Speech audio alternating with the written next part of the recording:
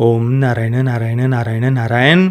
सब मित्रों को राम राम। सबका स्वागत है दोस्तों। कैसे हैं आप सब दोस्तों। अंग्रेजी वर्ष 2024 की जो बेस्ट इंटरनेशनल फिल्मों की लिस्ट है उसे अपलोड करने में, उसे बनाने में जो मुझसे इतनी देरी हुई है उसके लिए सर्वप्रथम मैं आप सभी मित्रों से क्षमा चाहता हूं। देखिए 2024 की जो भारतीय फिल्मों की बेस्ट और वर्स्ट की जो लिस्ट है वो मैंने 30 दिसंबर को ही अपलोड कर दी थी। और वर्स्ट इंटरनेशनल फिल्मों की जो लिस्ट है जिनमें अधिकतर हॉलीवुड की फिल्में थी, केवल एक बाहर की फिल्म थी अमेरिका के अलावा, तो उस लिस्ट को भी मैंने 5 दिन पहले ही अपलोड कर दिया था। केवल बेस्ट की लिस्ट हमसे रह गई थी, उसके बारे में जल्दी जल्दी अभी हम चर्चा करने वाले हैं। ज़्यादा समय में आप मित्रों का नहीं लूंगा, पर आप सभी मित्रों से प्रार्थना है कि वीडियो को लाइक और शेयर अवश्य करना है, क्योंकि आप जैसे कि आप सभी मित्र जानते हैं यूट्यूब ने हमारे चैनल की रीच पूरी तरीके से समाप्त कर दी है। हमारे कई सारे वीडियोज़ सर्च रिजल्ट्स में भी नहीं आ रहे, इवन हमारे चैनल का कीवर्ड साथ में डालने के बाद भी। तो सबसे प्रार्थना है वीडियो को लाइक और शेयर अवश्य करना। आज की हमारी इस वीडियो पर कम से कम 10,000 लाइक्स आने ही चाहिए। और हाँ, आपने अभी तक तो बहुत सारे यूट्यूबर्स की बेस्ट हॉलीवुड की फिल्मों की लिस्ट तो देख ही ली होगी। तो हमारी ये जो लिस्ट जब आप पूरी देखेंगे तो कौन सी लिस्ट आपको सबसे बढ़िया लगी, या हमारी लिस्ट में कौन से नाम आपको गलत लगे, सही लगे, या जो मैं आपको जो क्रम बताने वाला हूँ ना, 20 नंबर पर कौन सी है, 10 पर कौन सी है, 1 पर कौन सी है, उसमें भी अगर आपको कुछ आगे पीछे करना हो, सही गलत, आप नीचे कमेंट में अवश्य अवश्य बताना। चलिए, सर्वप्रथम 3 ऐसी फिल्में जो टॉप 20 में तो नहीं है, परंतु आप बिल्कुल उन्हें देख सकते हैं। सबसे पहले है थैंक्स गिविंग। अगर आपको स्लैशर फिल्में पसंद है, विशेषतः 80-90 के दशक की हॉलीवुड की जो स्लैशर फिल्में होती थी, बिल्कुल उनके जैसा ही एक्सपीरियंस ये फिल्म आपको देगी। इसके बाद में है लॉन्ग लेग्स। एक ठीक ठाक हॉरर फिल्म है, आपको डिसअपॉइंट नहीं करेगी। कुछ नया नहीं है परंतु अच्छी फिल्म थी। इसके बाद तीसरी फिल्म है Godzilla x Kong. Film entertaining थी, इसमें कोई संदेह नहीं है, परंतु इसके जो विजुअल्स थे वो मुझे पर्सनली उतने खास नहीं लगे थे, क्योंकि जो बहुत ज़्यादा CGI का उन्होंने यूज़ किया था ना, उस कारण से बिल्कुल भी रियलिस्टिक नहीं लग रहा था। जो एक लाइव एक्शन फिल्म में जो एक्सपीरियंस हमें मिलना चाहिए था वैसा नहीं लग रहे थे वो विजुअल्स। इसकी अपेक्षा गॉडजिला -1 को अगर आप देखेंगे, जिसका बजट 10 गुना कम था गॉडजिला एक्स कॉन्ग की अपेक्षा, परंतु विजुअल्स 100 गुना ज़्यादा बेटर है गॉडजिला -1 के। चलिए, अब टॉप 20 बेस्ट फिल्में इंटरनेशनल। अधिकतर हॉलीवुड की है, केवल 3 बाहर की है इसमें, ठीक है ना। 20 नंबर पर है badland hunters. South Korean film है, डिस्टोपियन फ्यूचर पर आधारित, पर बहुत ही एंटरटेनिंग फिल्म थी। कई सारे अलग अलग प्रकार के एक्शन सीक्वेंसेस वगैरह आपको देखने को मिलेंगे, बिल्कुल भी डिसअपॉइंट नहीं करेगी आपको ये फिल्म। इसके बाद में 19 नंबर पर है the first omen. Horror film है अमेरिकन। एंटी क्राइस्ट के जन्म के लिए रोम में नन्स का शैतान के द्वारा बलात्कार कराया जा रहा था। इस प्रकार की थीम उन्होंने यहाँ पर उपयोग की है। अमेरिका से एक नन रोम में जाती है। रोम में जाने के बाद में चर्च की सत्ता को उखाड़ फेंकने के लिए, चर्च में जो नन्स के साथ बलात्कार पर बलात्कार हो रहे थे और जो एक एक्सप्लॉइट किया जा रहा था जनता को चर्च की सत्ता के द्वारा, उसके विरुद्ध वहाँ के जो सेक्युलर्स है, लेफ्टिस्ट वगैरह है, वो चर्च के विरुद्ध प्रोटेस्ट कर रहे थे। जो रियल लाइफ प्रोटेस्ट थे 80-90 के दशक के, तो उसके बारे में मैंने डिटेल में चर्चा की हुई है हमारे द फर्स्ट वोमेन के रिव्यू में, वो आप अवश्य अवश्य देखना। तो अगर आप एक अलग ऐसी कुछ हॉरर फिल्म देखना चाहते हैं तो इस फिल्म को आप बिल्कुल देख सकते हैं। इसके बाद में 18 नंबर पर है ट्विस्टर्स। एक डिज़ास्टर फिल्म है और one of the best disaster film में से कहूँगा। कुछ बहुत स्पेशल नहीं है, परंतु एंटरटेनिंग थी, कहानी बढ़िया थी, कैरेक्टर्स इंटरेस्टिंग थे, विजुअल्स तो बहुत बहुत ज़्यादा बढ़िया थे। इसके बाद में 17 नंबर पर है इमैक्युलेट। द फर्स्ट वोमेन की जैसी ही इसमें थीम है। यहाँ पर भी अमेरिका से एक लड़की को नन बना करके रोम भेजा जाता है। आप अगर वेस्टर्न कंट्रीज़ में संख्या देखेंगे तो लाखों इस प्रकार से लड़कियों को नन बना करके चर्च में भेजा जाता है। आप अगर इतिहास में देखेंगे तो ये संख्या बहुत बहुत ज़्यादा रही है। तो यहाँ पर इमैक्युलेट में इसी प्रकार से एक अमेरिकन लड़की को रोम में नन बना करके भेजा जाता है। और यहाँ पर जो सेकंड कमिंग की जो मान्यता है ना क्रिश्चियनिटी में, कि जीसस क्राइस्ट पुनः धरती पर वापस आएंगे, तो उसके लिए एक पादरी रोम में चर्च में यीशु क्रिस्त का, जीसस क्राइस्ट का जो DNA है, उन्हें जो कीला मारा गया था ना, उस कीले से उनका DNA निकाला है उस पादरी ने, और उस DNA के माध्यम से वो नन्स को प्रेग्नेंट करा रहा है ताकि सेकंड कमिंग हो सके। तो द फर्स्ट वोमेन में एंटी क्राइस्ट के जन्म के लिए नन्स का शैतान के द्वारा बलात्कार कराया जा रहा है, और इमैक्युलेट में यीशु क्रिस्त के डीएनए से नन्स को प्रेग्नेंट कराया जा रहा है ताकि सेकंड कमिंग हो सके। तो इमैक्युलेट में सिडनी स्विनी मुख्य भूमिका में है, न्यूडिटी वगैरह है इसमें। इवन जो थिएटर में वर्जन रिलीज़ हुआ था वहाँ पर भी सेमी न्यूड सीन्स वगैरह थिएटर वर्जन में भी थे। मैंने इसे थिएटर में ही देखा था। इसके बाद में 16 नंबर पर है कुंग फू पांडा 4। मुझे पर्सनली फिल्म बहुत पसंद आई थी। इसका कंसेप्ट भी बढ़िया था। पुराने जितने भी कुंग फू पांडा सीरीज़ के विलन्स रहे हैं वो सारे के सारे विलन्स हमें यहाँ पर दोबारा देखने को मिलते हैं एंडिंग में।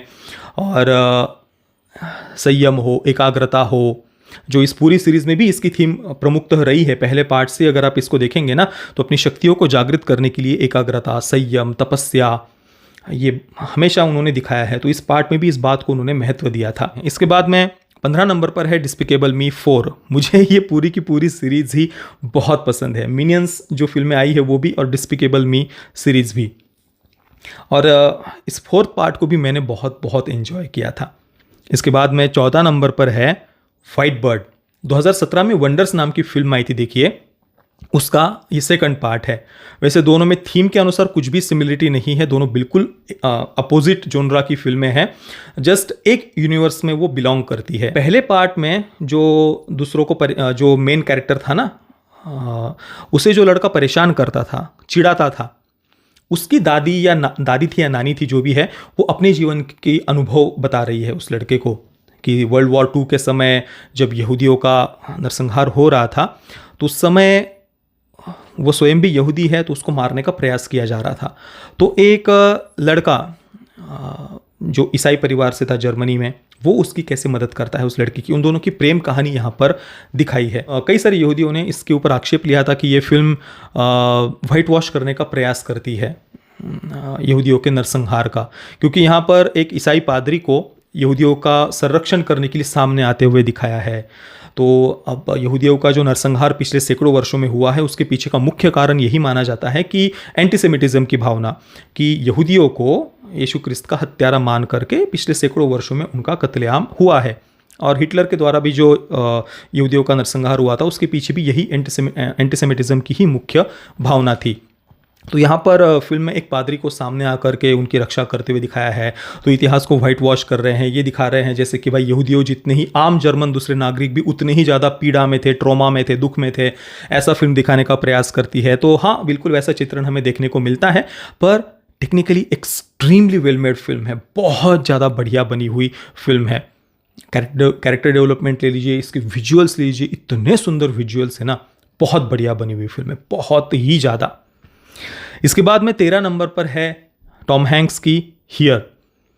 2024 में मैंने जितने भी रिव्यू किए ना, कई सारे रिव्यूज़ में मैं इमोशनल हुआ था थोड़ा सा, परंतु हियर का रिव्यू ऐसा है ना, इसकी कहानी बताते समय मैं रो पड़ा था। आप अभी भी हमारा हियर का रिव्यू देखना, इसकी कहानी ऐसी है ना कि आप भी किसी को बताएंगे ना तो आप भी अपने अश्रु रोक नहीं पाएंगे, इतनी ज़्यादा प्यारी इसकी कहानी है।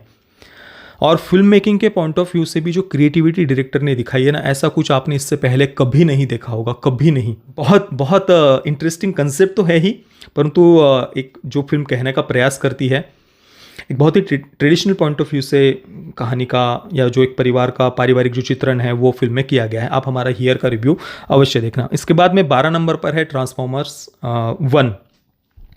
एनिमेटेड सीरीज़ है। ऑप्टिमस प्राइम की ओरिजिन स्टोरी यहाँ पर दिखाई गई है। मेरे फिल्म से कोई भी ऐसे एक्सपेक्टेशंस नहीं थे, परंतु विजुअल्स के साथ में ही कहानी भी इसकी बहुत बढ़िया थी। इसके बाद में 11 नंबर पर है एलियन रोमिलस। एलियन सीरीज की प्रोमेथियस अभी तक की सबसे बढ़िया फिल्म है। ऑब्वियसली पुरानी जो फिल्में हैं वो क्लासिक होने के कारण उनको ज़्यादा लोग पसंद करते हैं, परंतु प्रोमेथियस बिना किसी संदेह के सबसे बढ़िया फिल्म है इस सीरीज़ की। और एलियन रोमिलस भले ही कुछ नयापन ना हो, परंतु जो एक्सपीरियंस फिल्म देती है, जो विजुअल्स थे, डेफिनेटली मैं इसको टॉप 3 में तो रखूँगा ही इस सीरीज़ की अगर हम बात करें तो। इसके बाद 10 नंबर पर है एबिगेल। 2024 का ये मेरा सबसे एक मज़ेदार एक्सपीरियंस रहा है। मुझे इस फिल्म के बारे में कुछ भी नहीं पता था।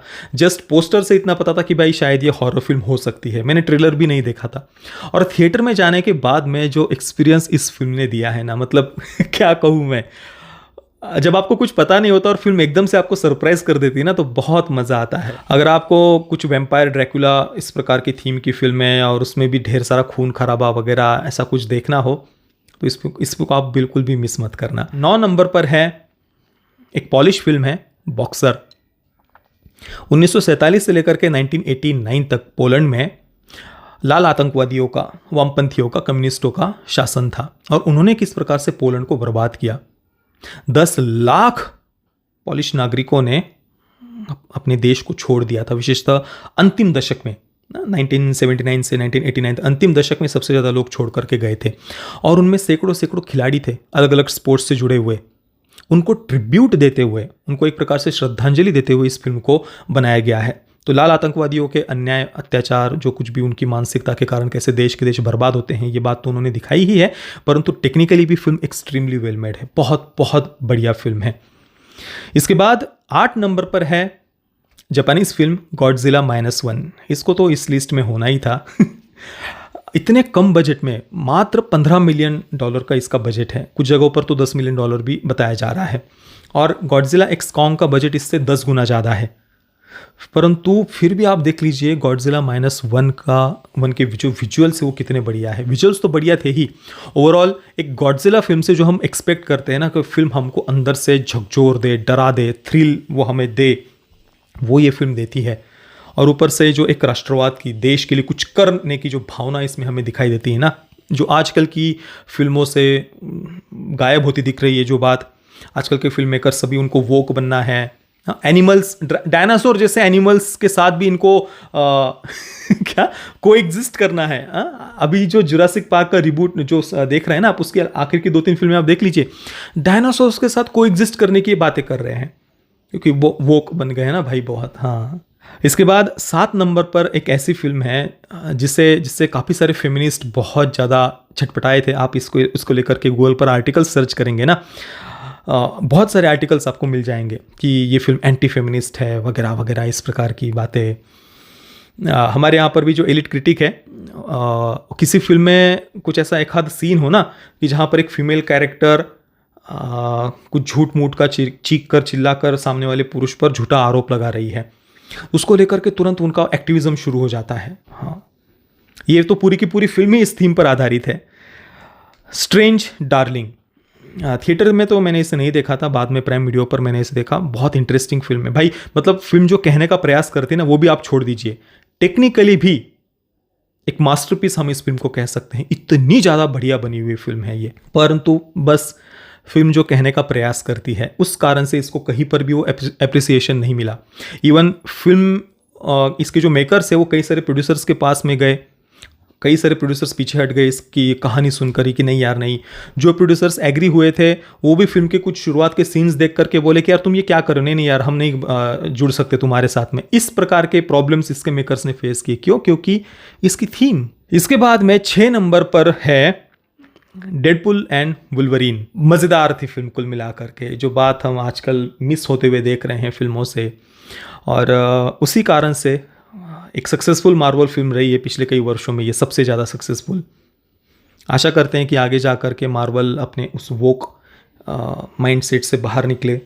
देखते हैं, अभी तुरंत तो कोई ऐसा बदलाव एकदम से हमें देखने को नहीं मिलेगा, क्योंकि आगे लाइनअप में जो फिल्में हैं देखते हैं क्या होता है आगे जा कर के। बाकी ये फिल्म तो ऑब्वियसली बहुत एंटरटेनिंग थी, इसमें कोई संदेह नहीं। इसके बाद 5 नंबर पर है ड्यून पार्ट 2। मतलब एक लाइफ टाइम एक्सपीरियंस कह सकते हैं भाई। इसके जो विजुअल्स थे ना, IMAX स्क्रीन पर मैंने इसे देखा था और क्या गजब का एक्सपीरियंस था भाई। ऑब्वियसली इसकी जो कैरेक्टर्स, स्टोरी टेलिंग, वहाँ पर थोड़ा सा जो हम इंगेज होना चाहिए था उन कैरेक्टर्स के साथ उतना नहीं हो पाते हैं, परंतु विजुअल्स की दृष्टि से तो one of the best experience इसको कहा जा सकता है, केवल 2024 का ही नहीं तो अब तक का। इसके बाद में 4 नंबर पर है इनसाइड आउट 2। इसका फर्स्ट पार्ट भी और ये सेकंड पार्ट भी, जो ये फिल्में कहने का प्रयास करती है ना, मतलब हम ये कह सकते हैं कि वेदांत दर्शन की ही एक प्रकार से बात ही फिल्म कहने का प्रयास करती है, जाने या अनजाने में, मैं नहीं जानता, परंतु वही बात आपको इसमें देखने को मिलेगी। छोटे बच्चों को मतलब वृत्तियों के दृष्टा बनना, काम की एक वृत्ति, क्रोध की एक वृत्ति, भय की एक वृत्ति, शंका की एक वृत्ति, कई सारी अलग अलग वृत्तियां हमारे मन में आती है। हम उन वृत्तियों के दृष्टा है, बराबर ना। यही वेदांत दर्शन का ज्ञान है ना, कि मन की वृत्तियों के साथ में जुड़ना नहीं है। सुख दुख, मान अपमान, लाभ हानि, काम क्रोध, लोभ मोह, मद मत्सर, जितनी भी अलग अलग प्रकार की वृत्तियां विचार हमारे मन में उठते हैं, वो समुद्र में उठने वाले तरंगों की तरह है। हम वो अमर आत्म तत्व है, शांत सागर की तरह। उसमें कई सारी अलग अलग प्रकार की तरंगे उठ उठ कर विलय हो जाती है। उसी प्रकार से कई सारी वृत्तियां हमारे उस चैतन्य तत्वों में उठती है। ये वेदांत दर्शन का ज्ञान है। और यहाँ पर छोटे बच्चों को वो बात इतनी सिंपल तरीके से समझाई है ना। वृत्तियों के अलग अलग वृत्तियां जो हमारे मन में है, उनके हम दृष्टा है। ऑब्वियसली इसका फर्स्ट पार्ट ज़्यादा बेटर था, सेकंड पार्ट उतना बढ़िया नहीं है। और एंडिंग में जिस कंक्लूजन पर सेकंड पार्ट में ये पहुंचती है ना, वो थोड़ा सा वृत्तियों के साथ में जुड़ने की ही बात उन्होंने वहाँ पर कही है। अब ऑब्वियसली वेस्टर्न फिल्म है, तो वो उतना डीप में जाकर के वेदांत दर्शन के ज्ञान को वो समझे, हम उनसे ये एक्सपेक्ट भी नहीं कर सकते। परंतु कम से कम उस बात को उन्होंने काफ़ी हल्के फुल्के अंदाज में बताया है। कंक्लूजन पर हालांकि वहाँ पर थोड़ा सा वो अलग बात कहते हैं। आप हमारा इनसाइड आउट 2 का रिव्यू देखना, मैंने क्या एंडिंग में वो थोड़ा गलत कहते हैं वो मैंने वहाँ पर बताया। पर बहुत बढ़िया फिल्म है, इसमें कोई संदेह नहीं है। इसके बाद 3 नंबर पर एक ऐसी फिल्म है ना, जिसको देखते देखते आप कब इमोशनल हो जाएंगे, कब भावुक हो जाएंगे, कब आपके आंखों से अश्रु आ जाएंगे, आपको पता भी नहीं चलेगा। और इस प्रकार के अश्रु आएंगे ना कि आप जस्ट देखते जाएंगे, आपको कुछ बहुत, आप फूट फूट कर रो रहे हो, कुछ बहुत भावुक हो गए हो ना, जस्ट आप शांत हो जाएंगे, अंदर से कुछ बहुत शांत ऐसा फीलिंग होगा आपको, कुछ बहुत प्यारा हर्ट वार्मिंग ऐसा एक्सपीरियंस। और वो जो रोना भी है ना, वो एक बहुत, मतलब मैं ये नहीं कहूँगा कि आपको बहुत इमोशनल तोड़ देगी, ऐसा नहीं, बस प्यारा प्यारा कुछ बहुत अच्छा फील होगा यार अंदर से। इतनी प्यारी ये फिल्म है द वाइल्ड रोबोट। बिना किसी संदेह के 2024 की ये one of the best film है। इसके बाद में 2 नंबर पर है kingdom of the planet of the apps. ये इस सीरीज की सबसे बढ़िया, या 2 नंबर की फिल्म में कहूँगा, सबसे बढ़िया भी कह सकते हैं। बहुत बढ़िया एक्सपीरियंस। किसी किसी को लग सकता है कि थोड़ी सी फिल्म ये खींची हुई है, परंतु अगर आप ध्यान से फिल्म को देखेंगे ना, हर एक सीन में वो कुछ ना कुछ फिल्म कहने का प्रयास करती है। अलग अलग थीम्स को उन्होंने यहाँ पर एक्सप्लोर किया है। इसके बाद अब 1 नंबर पर कौन सी फिल्म है, मुझे नहीं लगता कि किसी से भी गेस करना रह गया होगा। सब ने पहचान लिया होगा कि 1 नंबर पर कौन सी फिल्म है। बिल्कुल वही फिल्म है दी सब्सटेंस। केवल 2024 का ही नहीं, तो अब तक के सिनेमा के इतिहास का सबसे वियर्ड, सबसे विचित्र ऐसा एक्सपीरियंस हम कह सकते हैं इस फिल्म को। सबसे टॉप पर तो नहीं, परंतु टॉप 10 में ऐसी फिल्मों की अगर हम लिस्ट बनाए ना, सबसे विचित्र ऐसा एक्सपीरियंस देने वाली फिल्मों की लिस्ट अगर हम बनाए ना, तो भले टॉप पर ना आए, पर टॉप 10 में तो ये फिल्म आएगी ही आएगी। इस प्रकार की कुछ ये फिल्म है। मनोरंजन के क्षेत्र के द्वारा, एंटरटेनमेंट इंडस्ट्री के द्वारा महिलाओं को जो एक्सप्लॉइट किया जाता है, लड़कियों को, युवतियों को जो एक्सप्लॉइट किया जाता है ना, वो इस फिल्म की थीम है। अब किसी किसी को ये बात बुरी लग सकती है, या केवल महिलाओं की बात क्यों कि वो तो सबको ही एक्सप्लॉइट करते हैं ना। भाई किसी को कितनी भी बात ये बुरी लगे, रिग्रेसिव लगे, ये सच्चाई है। आज भी यही सच्चाई है और 1000 वर्ष बाद भी यही सच्चाई रहेगी। महिलाओं को जो एक्सप्लॉइट किया जाता है ना मनोरंजन के क्षेत्र के द्वारा, और केवल एंटरटेनमेंट इंडस्ट्री के द्वारा जो किया जाता है वो नहीं, महिलाएं, लड़कियां, युवतियां स्वयं भी खुद को जिस प्रकार से इस चकाचौंध के चलते जो अपने आप को एक्सप्लॉइट कर लेती है ना, ये इसकी थीम है। जैसे कि रेस में बने रहने के लिए, चकाचौंध में बने रहने के लिए, रेस में आगे रहने के लिए कहीं पर कोई प्लास्टिक सर्जरी करा रहा है, कोई नोज, कोई बोटॉक्स करा रहा है, कोई ओठों की सर्जरी, कोई नाक की सर्जरी वगैरह। इस प्रकार की अलग अलग जो फेशियल सर्जरीज वगैरह होती है, 50 सैकड़ों अलग अलग प्रकार की है।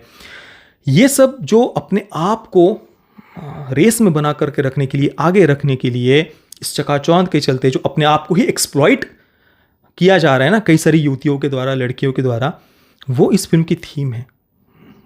यहाँ पर भी एक कैरेक्टर जब उसको इग्नोर कर दिया जाता है प्रोड्यूसर्स के द्वारा, जिस शो में वो काम कर रही है, उसको रिप्लेस करने की जब बातें होती है, तब वो अपने आप को एक क्लोन कह सकते हैं हम। हालांकि यहाँ पर एक ड्रग, ब्लैक मार्केट का एक ड्रग उन्होंने दिखाया है। कुल मिलाकर थीम जो भी वो दिखा रहे हैं सामने से, वो छोड़ दीजिए प्रेजेंट उन्होंने उस बात को कैसे किया है, पर थीम यही है कि रेस में बने रहने के लिए अपने आप को एक्सप्लॉइट करना, और बाहर से अपना कुछ रूप बदल करके, चाहे वो क्लोन के द्वारा हो, उस ब्लैक मार्केट के ड्रग के द्वारा हो, प्लास्टिक सर्जरी के द्वारा हो, बोटॉक्स वगैरह जो कुछ भी किया जाता है, आप अपने आप को अंदर से कुछ हो, बाहर से दुनिया को दिखाने के लिए कुछ अपना रूप बदल रहे हो ना आप, ताकि आप रेस में बने रहे। तो ये एक्सप्लॉइट कराना ही हुआ ना अपने आप को। तो इसी एक्सप्लॉइटेशन को इस फिल्म में दिखाया है। बाकी यहाँ पर मैं थोड़ा सा कुछ संक्षेप में मैंने ये बात बताई है, परंतु ये विषय बहुत बड़ा है। केवल इन 2-3 लाइनों को सुन करके आप जज मत कर लेना फिल्म को। ये लगभग 30 मिनट का मैंने इस पर वीडियो बनाया था, रिव्यू। बहुत सारे अलग अलग थीम्स के बारे में मैंने चर्चा की हुई है इस वीडियो में। प्लीज़ आप इस वीडियो को मिस मत करना। प्रार्थना है आप सभी मित्रों से, द सब्सटेंस का हमारा रिव्यू अवश्य देखना। तो ये थी टॉप 20 फिल्में 2024 की, जिनमें लगभग 17 फिल्में तो हॉलीवुड की ही थी, 3 बाहर की फिल्में थी। ये लिस्ट आपको कैसी लगी? इनमें से कौन सी फिल्म आगे पीछे अगर आप करना चाहते हो कि टॉप पर ये होनी चाहिए थी वगैरह वगैरह, तो वो भी आपका मत, आपका ओपिनियन नीचे आप कमेंट सेक्शन में अवश्य बताना। और इस वीडियो को लाइक और शेयर करना बिल्कुल भी मत भूलना। आप सभी मित्रों का बहुत बहुत धन्यवाद। जय श्री राम, वंदे मातरम।